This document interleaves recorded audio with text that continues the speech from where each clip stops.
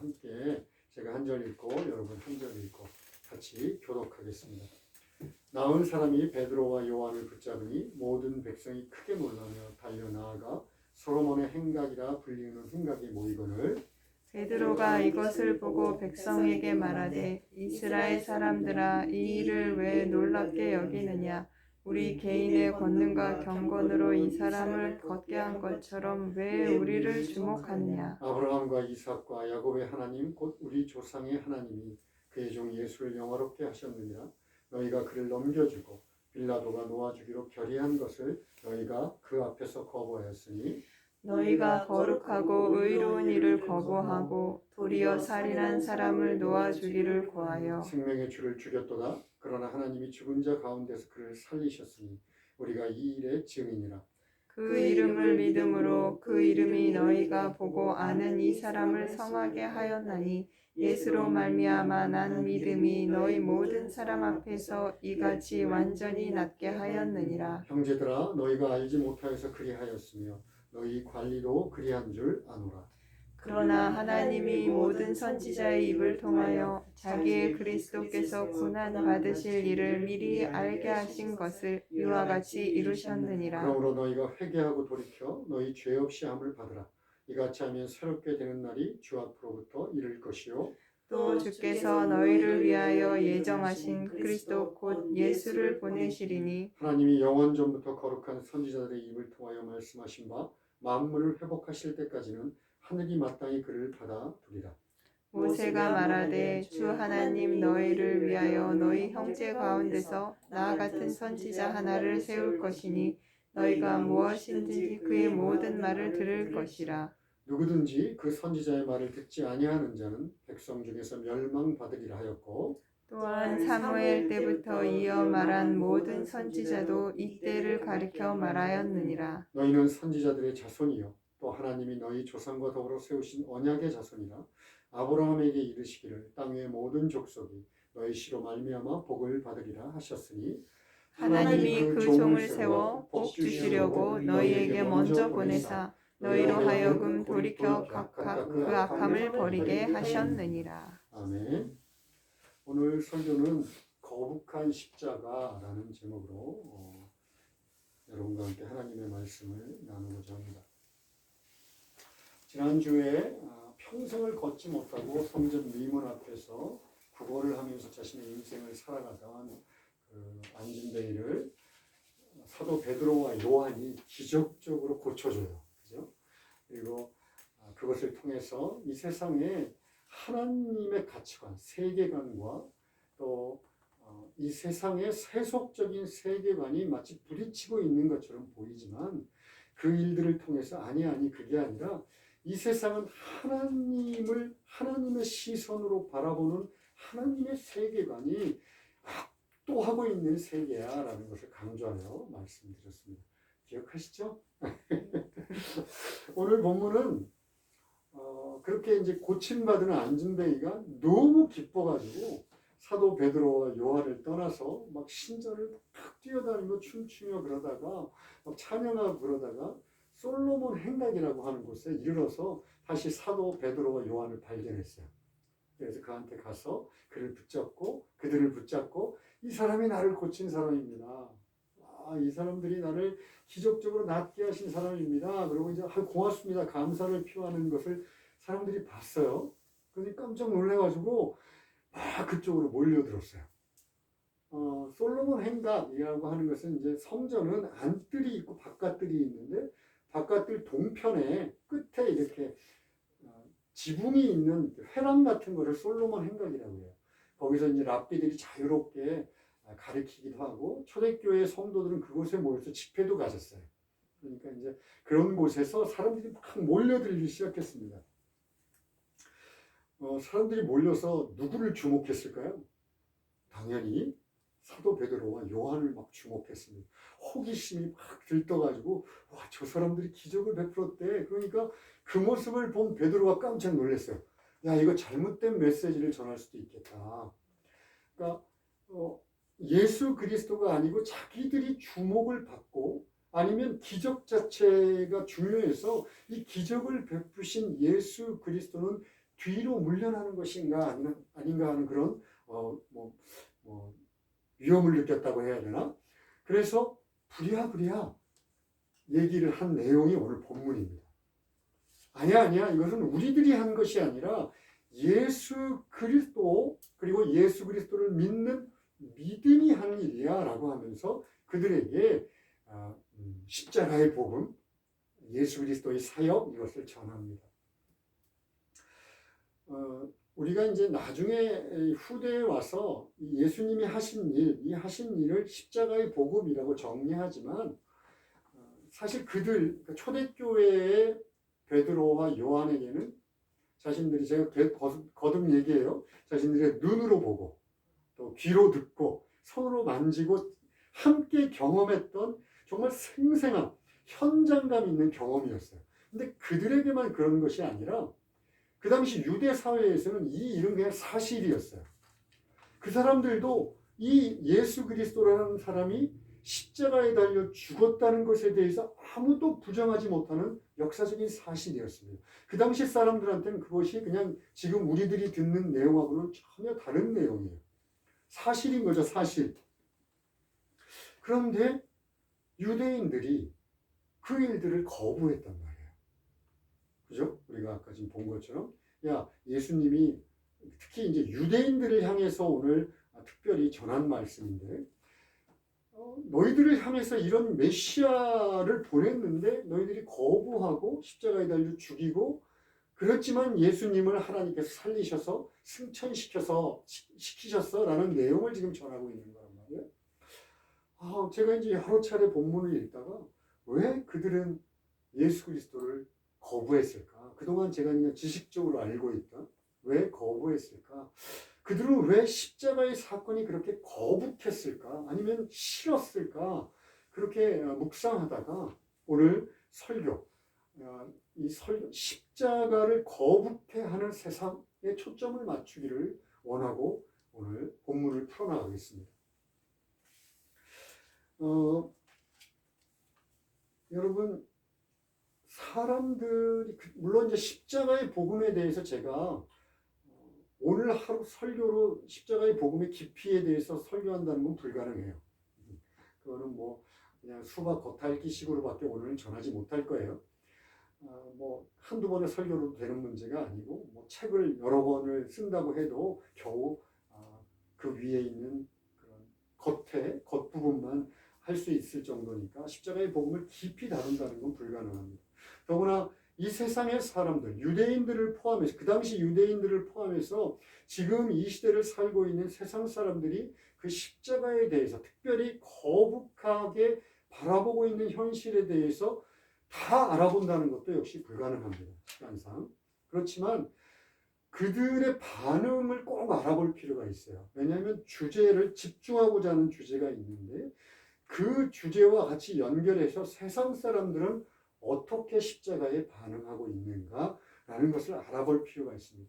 그래서 먼저 이것을 세 가지로 나누어서 함께 생각해 보겠습니다.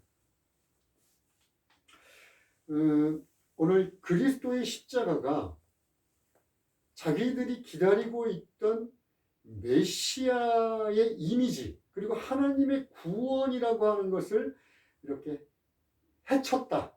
그러니까 뭐라고 그래야 돼요? 그러니까 폄하시켰다라고 해서 거부하는 사람들이 있습니다. 우리가 지금 좀 전에 읽었던 유대인들이에요. 유대인들에게는 예언된 메시아가 오셔서 이렇게 비참하게 죽으면 안 돼요. 메시아는 승리자의 모습으로 오셔야 합니다. 이렇게 왕권을 가지고 오셔서 그 당시 유대인들은 로마의 식민 지배하에 있었어요. 그러니까 로마를 쳐서 정복하시러 그리고 이 세상 사람들이 누구나 두려워하고 부러워하는 나라를 세우시는 분, 그런 분이 메시아여야 되는 거예요. 그런데 예수님께서 이 땅에 오셔서 십자가, 그것도 십자가라는 것은 이 세상이 생각해낼 수 있는 최악의 그런 사형도구입니다. 거기에 달리셔서 물과 피를 다 쏟으시고 완전한 패배자처럼 돌아가신다는 것을 이건 말이 안 돼. 정말 자기들한테는 심각한 배반이었어요. 말도 안 되는 일이에요. 그런 패배자로 온다는 것을 인정할 수가 없어요. 거기에 더해서 그들의 율법, 그들이 목숨보다도 귀하게 여기는 율법이라는 게 있는데, 율법에 나무에 달린 자마다 저주를 받은 자예요. 그런데 예수님이 메시아다. 그러면 십자가, 이 나무잖아요. 나무에 달려서 죽었어? 야, 그럼 하나님께 저주를 받은 사람이 우리들의 메시아란 말이야? 말이 안 되지.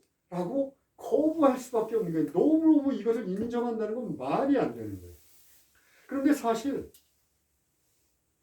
율법의 저주라고 하는 것, 율법의 저주라고 하는 것은 예수님이 이 땅에 오셔서 해결하지 않으면 안 되는 죄라는 것과 뗄래야 뗄 수 없는 관계입니다. 이제 아담과 하와까지 막 올라가는데, 아담과 하와가 범죄했잖아요. 그죠? 인류 최초의 원죄의 시작입니다. 그런데 그들이 범죄한 직후에 하나님께서는 그들을 용서하시기로 선언하세요. 이걸 원시복음이라고 합니다. 원시복음. 여인의 후손, 즉 예수 그리스도를 통해서 그들을 구원하겠다라고 하는 것을 창세기 인류의 최초의 인류가 범죄한 직후에 선언하세요. 그리고 인류의 역사를 통해서 그것을 천천히 이루어 가십니다. 그래서 창세기 11장 27절부터인데, 인류의 역사 속에서 모든 믿음의 조상 아브라함을 선택하세요. 그래서 아브라함을 통해서 그의 후손, 예수 그리스도죠. 육체적인 후손을 통해서 구원하겠다. 그런 구원의 그런 역사 속에서, 구원의 섭리 속에서 아브라함 이후 430년이 지난 다음에 모세한테 뭘 주냐면 율법을 줘요. 율법. 여기까지는 어렵지 않죠? 율법을 주셔요. 근데 그 율법이라는 것이 선택된 백성, 이스라엘 백성들이 그 율법을 지키면 구원해 주겠다는 거예요. 사실 진짜로 율법을 지키면. 그런데 율법을 지킨다라고 하는 것은 율법의 1.1획이라도 빼놓지 않고 다 지키는 것을 얘기하고, 또 그것을 이때는 지켰는데 이때는 안 지킨다가 아니라 항상 지키는 것을 얘기해요. 그러니까 이거는 인간들에게는 불가능해요. 그럼 왜 주셨느냐? 율법은 이 역할이 있어요. 율법을 통해서 이게 죄구나, 이것이 죄구나 하는 것을 깨닫는 거예요. 그리고 그 율법을 지키면서 그 죄를 어떻게 해결해 보려고 하는데, 인간의 능력으로는 도저히 해결할 수 없구나. 그렇다면 어떻게 해야 돼요? 더욱더 율법을 주시고 우리를 용서하신 하나님의 긍휼하심에 기대고 의지하는 수밖에 없잖아요. 그것을 위해서 율법을 주신 건데, 유대인들은 어떻게 착각했냐면 후대에 가서 율법을 점점 더 복잡하게 만들어요. 그러면서 그것을 지키려고 하면서 더 사람들을 묶어버려요. 이것을 율법의 저주다라고 성경에서 얘기해요. 율법을 지킬 수 없는데 더 율법을 복잡하게 만들어서 그 율법으로 우리를 묶어놓은 상태, 이것을 율법의 저주. 결국 죄를 해결하기 위해서 율법을 지켜야 된다고 생각을 하고, 율법을 열심히 지키려면 모든 과정 속에서 율법을 다 지켜야 되니까 율법을 더 복잡하게 촘촘하게 만들고 그 안에서 옴짝달싹 못하게 된 상태, 이것을 율법의 저주라고 해요. 그러니까 이 율법의 저주는 오직 우리가 알고 있는 십자가상에서 예수께서 죄를 사하여 진 것처럼 오직 십자가만이 죄를, 이 율법의 저주에서 우리를 속량할 수 있어요. 갈라디아서 3장 13절입니다. 우리 함께 읽을까요? 시작. 그리스도께서 우리를 위하여 저주를 받은 바 되사 율법의 저주에서 우리를 속량하셨으니 기록된 바 나무에 달린 자마다 저주 아래에 있는 자라 하였습니다. 네. 나무에 달린 자 누구세요? 예수 그리스도. 예수 그리스도가 나무에 일부러 십자가의 죽음을 당하지 않으면 안 됐어요. 그 당시 종교적으로 죽는 사람들은 어떻게 죽였냐면 돌을 던져서 죽였어요. 돌을 던져서. 그런데 그게 아니라 십자가에 달려 죽으셔야만 됐다는 것은 스스로 우리의 죄를 짓는 것, 우리의 죄를 자신이 지으신 것처럼, 짊어지신 것처럼 우리들에게 내려야 되는 율법의 저주 역시 자신이 짊어지고 죽으심으로 인해서 우리를 그 저주로부터 속량, 즉 대신 해방시키지 않으면 안 되었다는 거예요. 그런데 이것을 유대인들은 인정하기가 싫은 거예요. 뭐 눈을 닫고 일단 자기들이 생각하고 있는 메시아는 무조건 승리자여야 되고, 또 율법에서는 하나님께서 오셔서 우리들 대신해서 성경에서 쭉 예언을 하고 있음에도 불구하고 우리를 대신해서 죄를 사해 주는 게 아니라 우리는 율법을 지킴으로 죄를 사함 받아.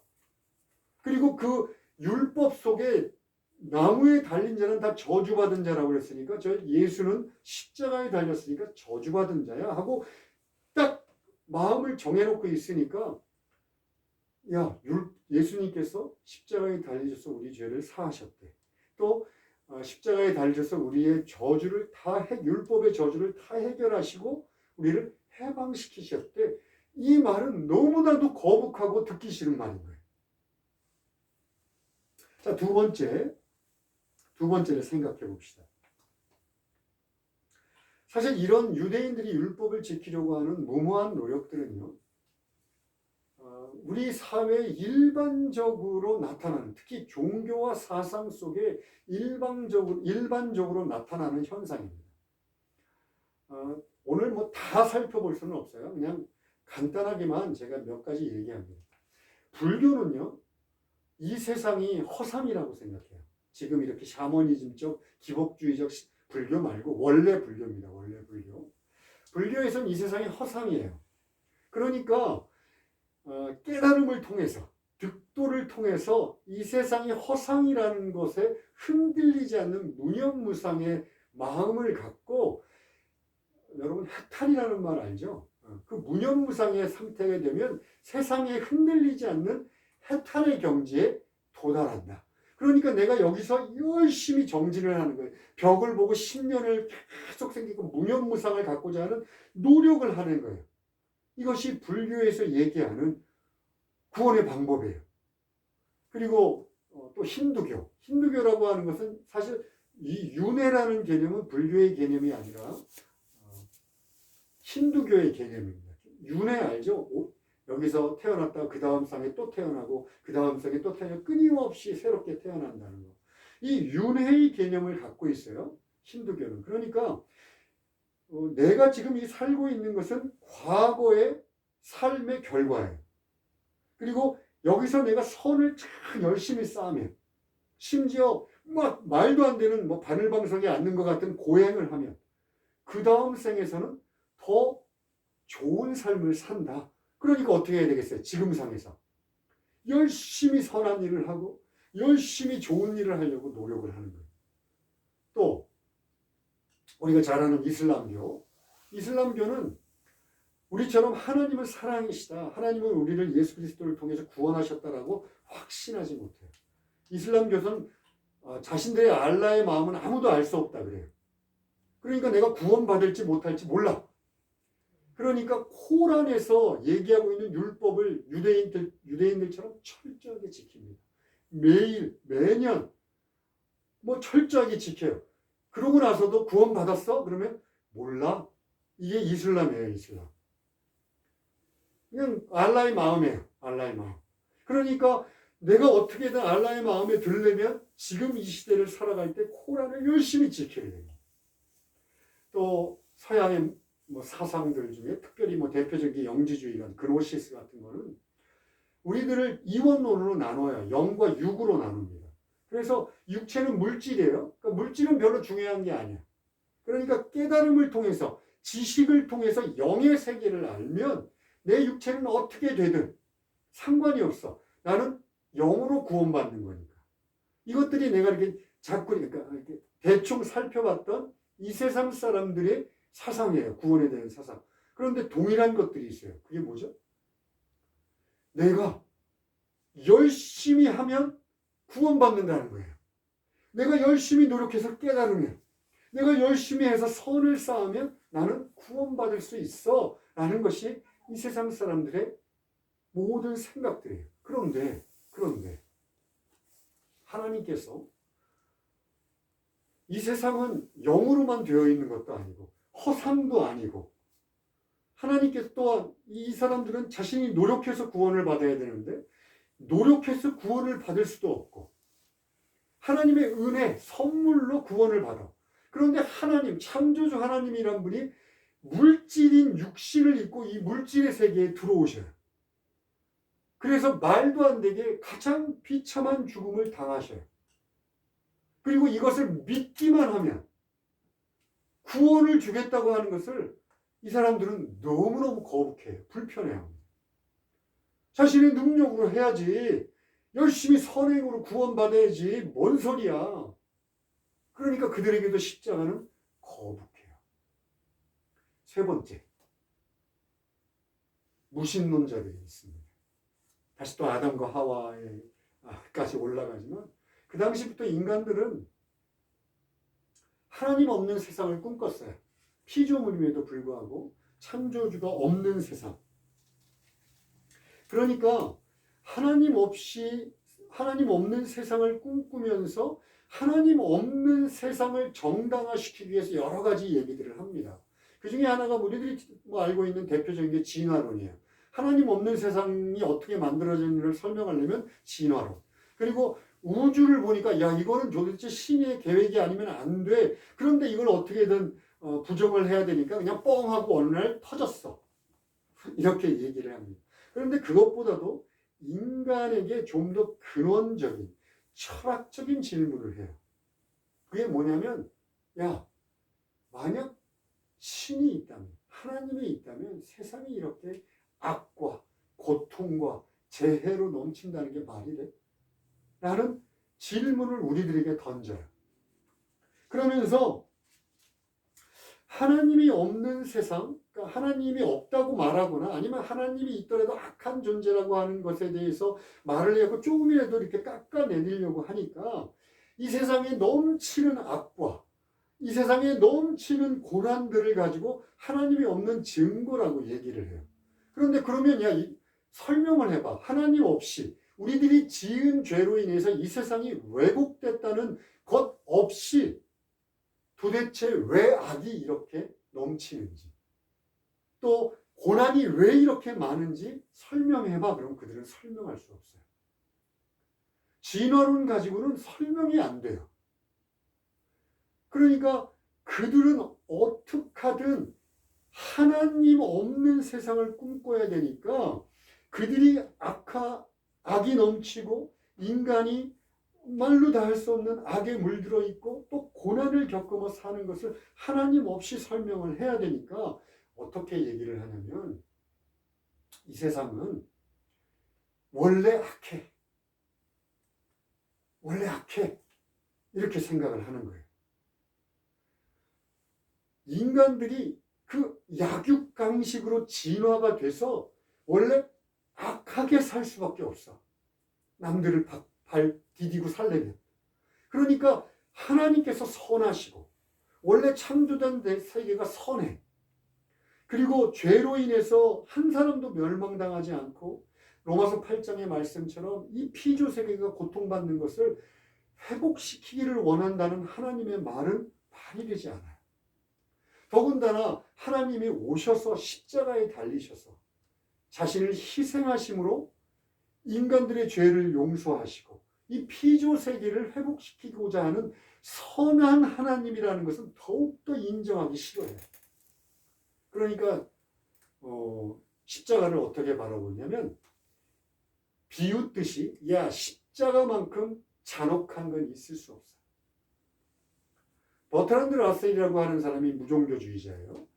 인본주의자로 아주 인본주의자들한테 추앙받는 사람인데 이 사람이 이렇게 얘기합니다. 정상적인 사람이라면 누구라도 영원한 형벌을 믿을 수 있을 것 같지 않다.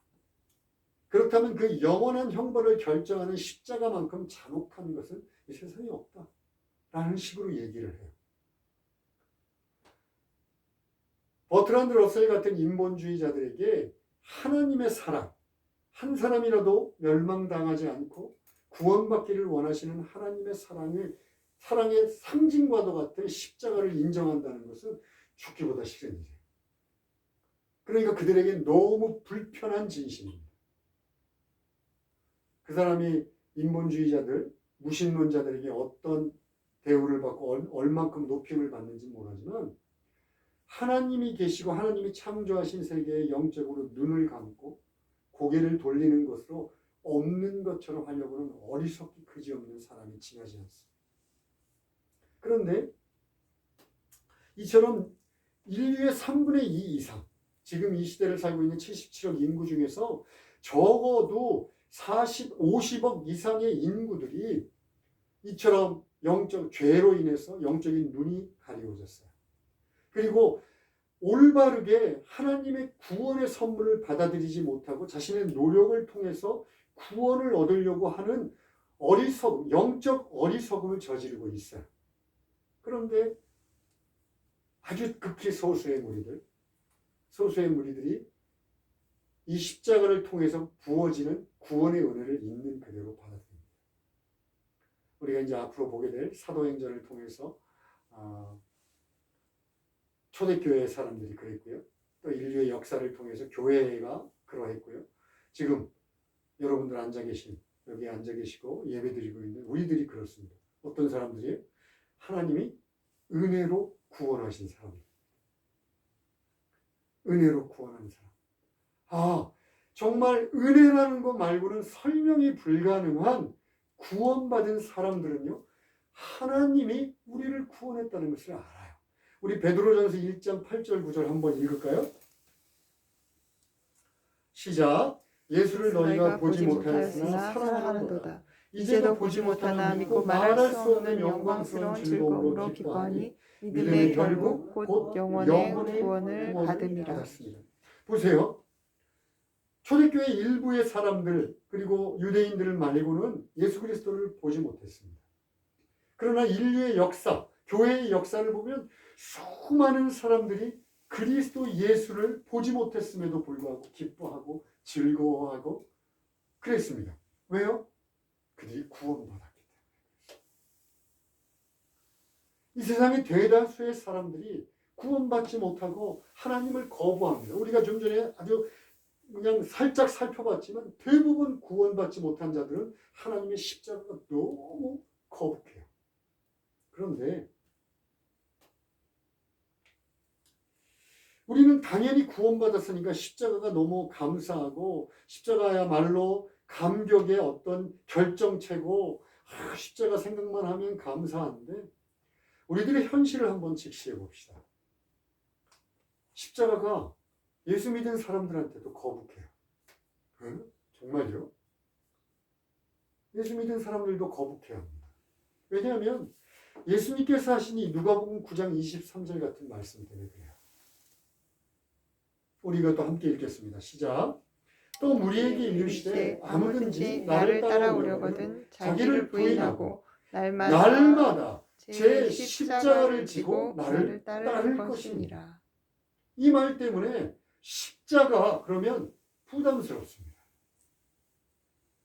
여기서 누구든지 예수 그리스도를 따라서 구원의 길로 가려고 하는 사람들은 예외 없다. 예외 없다. 자기를 부인해라 그런 거예요. 자기를 부인한다는 것은 자기의 정체성이 여태까지 자기가 주인이고 자기의 능력으로 이 세상의 삶을 살아왔고 내가 마음대로 하고 싶은 것들을 부인한다는 거예요. 일본어는 버려라 그래요. 자기를 버려라.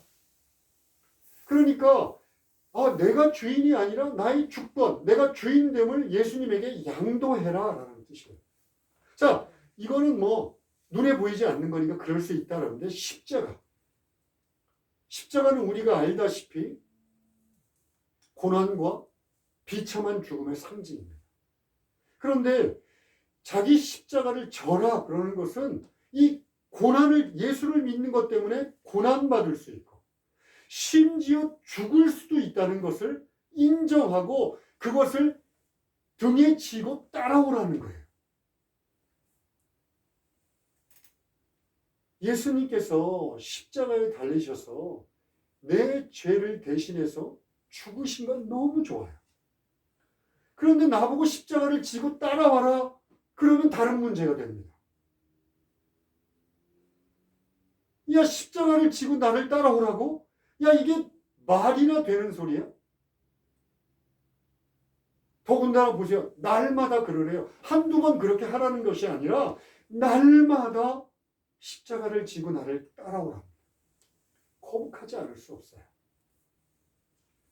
힘들지 않을 수 없습니다. 예수 믿는 많은 사람들이 이 구절에 눈을 닫고 싶어 합니다.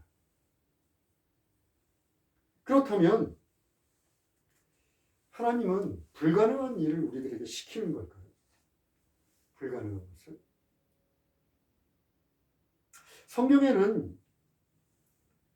성경에 쓰여 있는 말들은 우리들에게 불가능한 것을 해라라고 쓰여 있는 진리들은 없습니다. 그러면 이것도 역시 우리들이 가능한 일이에요. 왜냐하면 우리가 이제 계속 얘기하면 초대교회에서 이미 가능한 것으로 증명했어요.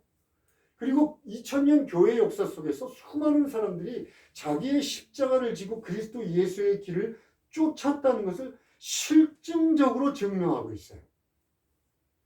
그렇다면 우리에게도 가능한 일이고 우리도 반드시 해야 되는 예수 그리스도의 명령이라는 것에는 부정의 여지가 없습니다.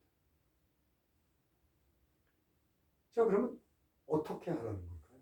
우리가 변명하지 않고 그냥 이상적인 어떤 생각이야 라고 치부하지 않고 이 일을 이루기 위해서는 우리 보고 어떻게 하라는 걸까요? 이제 그만 십자가 상에서 예수 그리스도를 놔줘야 합니다. 뭔 소리야? 뭔 소리야? 어떤 종교는 아직도 십자가에 예수님을 묶어놔요. 예수님이 달려있어요. 십자가를 보면. 예수님이 우리를 위해서 십자가에 달려 죽으신 게 너무 좋아요. 감사합니다. 죄사함 받는 건 너무 좋아요. 그게 너무 좋으니까 항상 예수님만 달려있기를 원해요. 예수님만 달려있어야 돼요. 그런데 이제는 우리가 그 예수님을 놓아드려야 합니다. 어떻게? 부활의 주님으로 놓아드려야 해요. 여러분, 아까 우리가 세 가지를 굳이 살펴본 이유가 있어요. 그 인류의 반응들을. 그들이 어떤 생각을 하든지, 그들이 십자가를 얼만큼 거북해하고 자신들의 그런 어떤 생각이나 종교나 사상을 강력하게 주장한다 할지라도 예수 그리스도가 십자가에 죽으시고 죽음의 권세를 깨고 부활하신 그 사건만 그들이 주장한 그 모든 것들은 허무한 것이라는 것을 증명하셨어요. 예수님이 부활하심으로 인해서 우리가 고린도후서 10장에서 사도 바울이 얘기했던 것처럼 하나님의 능력이 모든 이론과 또 하나님을 대적하여 높아진 것들과 그런 것들을 다 무너뜨린다 그래요. 그리고 우리들이 생각해낼 수 있는 모든 사상들을 예수 그리스도의 발 아래 복종시킨다 이렇게 얘기합니다. 이 세상이 어떻게 얘기하든 이 세상이 자기들이 죄로 인해서 눈을 감고 악을 쓰며 떠들든 그 모든 사상들은 그리스도 예수가 부활하셔서 당신이 하나님이심을 증거하고 다시 오실 그 약속 안에서 아무것도 아닌 허무한 것들이 되고 맙니다. 그것처럼 우리들도 이제 예수 그리스도를 십자가상에서 부활의 주님으로 맞아들여야 합니다. 언제까지 예수 그리스도가 십자가에 달려서 우리 죄를 구해 주신 것만 감사하며 살려 하십니까? 성경에서 예수 믿는 것은요, 예수님의 십자가의 사건, 그래서 내가 죄의 사함을 받았다는 것, 이것만이 믿는 것이 아니라 그분의 명령을 순종하는 것까지가 믿음이에요. 그런데 우리가 언제까지 예수 그리스도는 십자가에 달리셔서 내 죄를 사해 주신 분만으로 그분을 그냥 방치하시려 하십니까? 그분은 죽으셨고 다시 부활하셔서 지금 저 하늘 보좌에 앉으셔서 우리를 지켜보고 계십니다. 우리에게도 동일해요. 이 세상의 모든 세력들, 모든 사상들, 모든 종교들이 허무하고 의미 없이 되었던 것은 예수 그리스도의 부활의 능력인 것처럼 우리들이 예수 그리스도의 명령을 순종할 수 있는 건 부활의 능력을 덧입는 것 외에는 없습니다. 부활의 능력을 덧입는 것 말고는 없어요. 자, 부활의 능력은 그럼 뭐예요? 예수님이 약속하셨어요. 내가 가면 내 이름으로 아버지께 부탁하겠다. 또 다른 보혜사 성령을 너희에게 부어주시겠다. 즉 성령이 충만한 상태, 성령에 붙들린 자, 이들이 바로 부활의 능력을 덧입은 사람입니다. 여러분, 예수 그리스도께서 율법의 저주에서 우리를 속량하셨는데 우리가 여전히 하나님의 명령을 따르려고 율법을 지키는 것처럼 억지로 고행을 하는 것처럼 하루하루 힘들게 하나님 예수 그리스도의 명령을 따라간다면 그게 무슨 의미가 있어요? 그 될 수도 없어요. 불가능한 일입니다. 그런데 성경은 얘기합니다. 너희가 성령의 능력으로 충만해지면 나보다 더 큰 일을 할 것이다라고 예수가 그렇게 얘기를 해요. 그러면 성령 충만을 구하지 않는다면 우리는 믿음 생활을 제대로 할 수 없다는 거예요. 누가복음 9장에서 구하는 자마다 성령을 주시지 않겠느냐 약속하십니다.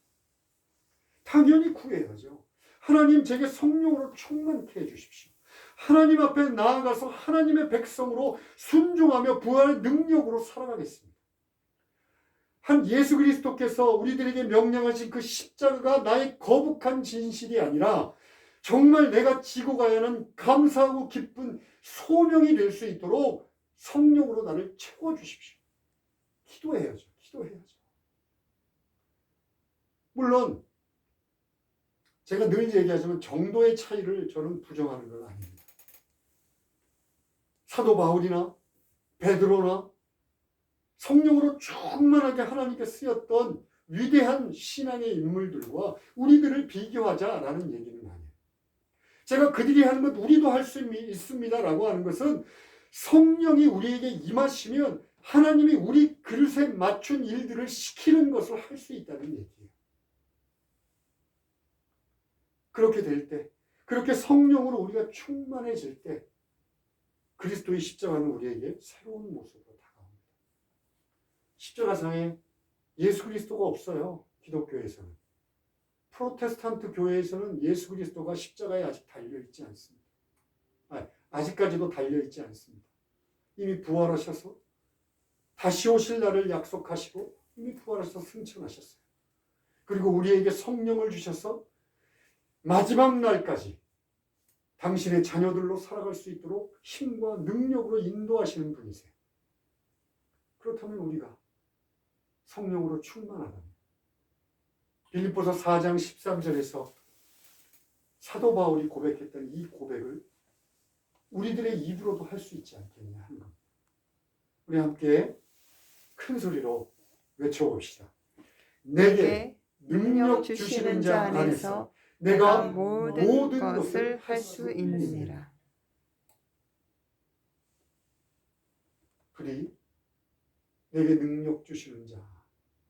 내게 능력 주시는 자, 그분 안에서 우리도 주님이 시키시는 모든 것, 자기를 부인하고 각자의 십자가를 지고 나를 따를 것이니라 했던 이 십자가의 소명을 감당할 수 있게 되기를 간절히 소망합니다. 기도하겠습니다.